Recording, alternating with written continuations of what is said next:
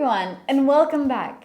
Today's video is about having it all. Ah, yes, the beauty of success, the feeling that you're winning at life. But can you actually have that feeling when you're sitting alone in your room at 1 a.m. studying? Let's find out. In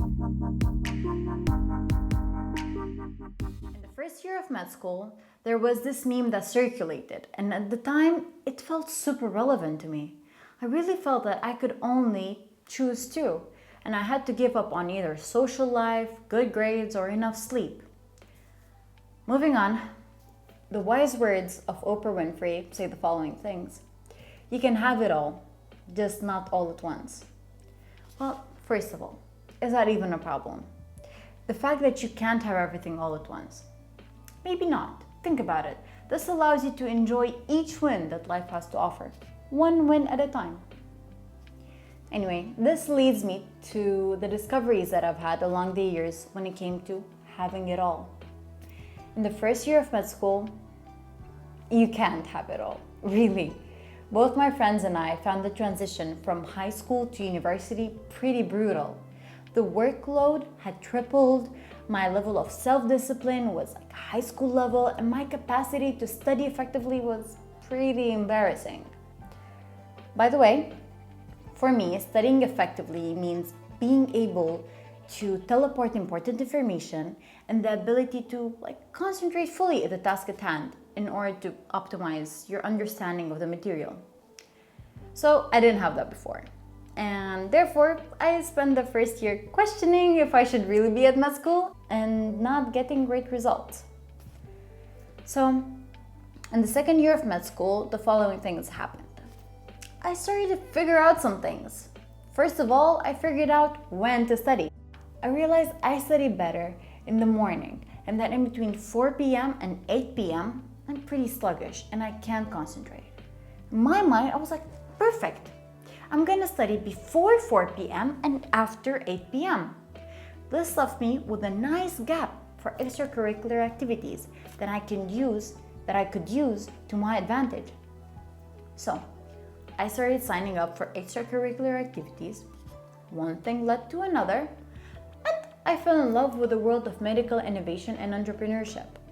I read more about it, watched the Shark Tank, signed up as a volunteer in a startup community called Fresh Blood that encourages medical entrepreneurship, and I would help organize meetups, workshops. I just loved seeing all the passionate people from there. Fast forward to the third year. This was my last preclinical year, and I finally felt like I was taking control. I was in the driver's seat. I had gotten used to how I should study and my capacity to understand and memorize increased. So this meant that I had more free time on my hands. It's clear that my social life got better due to that. That is actually when I met my now husband. Side note, we got married 2 months ago.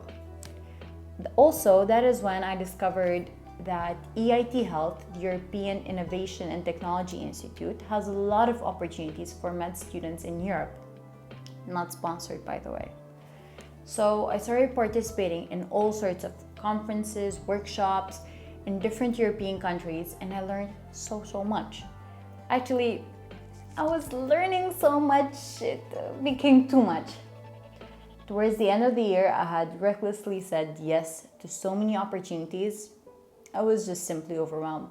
I would get off the plane in the evening, and the next morning I had exams.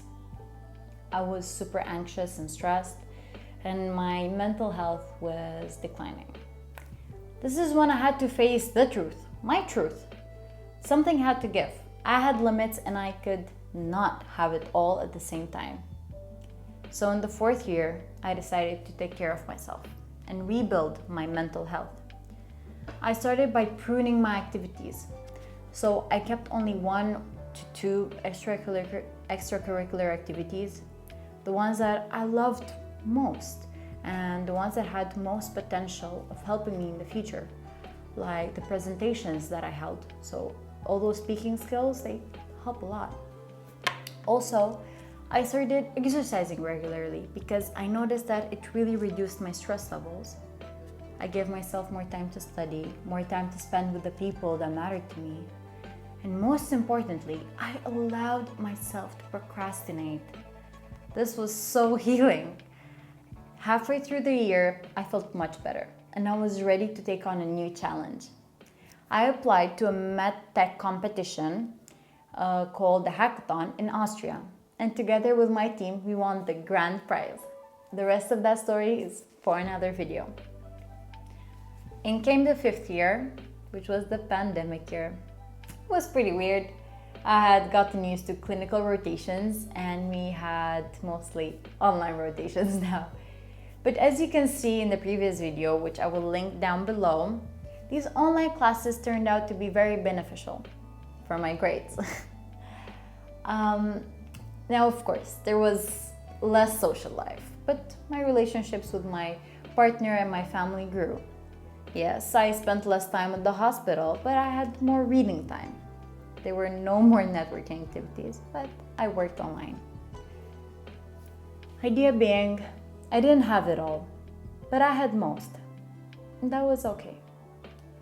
At the end of the day, having it all depends on what all means to you.